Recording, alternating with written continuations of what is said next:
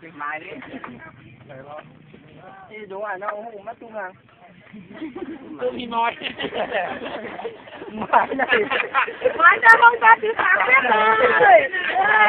Nó hay, nó đang hay.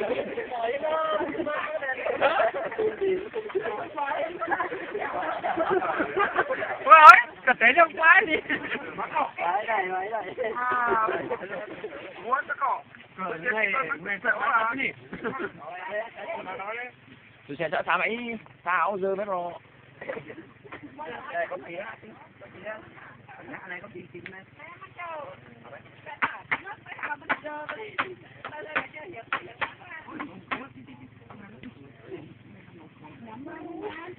Anh Thắng bảo chưa bao giờ đấy.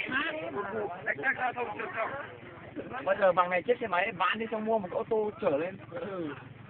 Mua mua cái tiền lần này mua ô tô được rồi mà.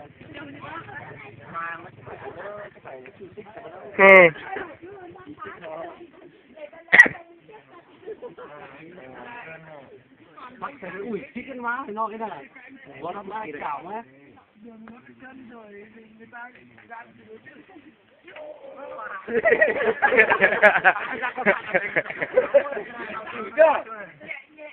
Đến sai đi anh ơi, đến sai đi.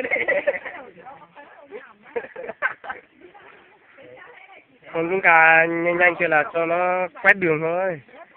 Nó bắn ra, quét lên. Đi, để moi Lên vào phải cây.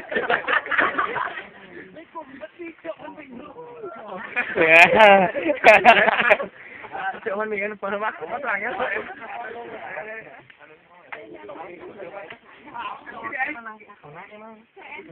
Sách. Cái thằng nào này à? nhưng cái này nước thôi. Chị ơi. Mua tháo sức ai đấy? Cái má. Bà đâu. Có tí thôi.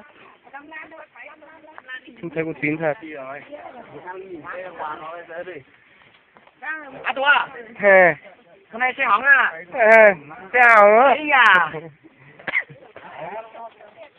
Nhiều xe ra đấy nhỉ? Mình không ít xe đâu. Đấy, tình cảm anh em. Một con ngựa đâu cả tàu bỏ cỏ.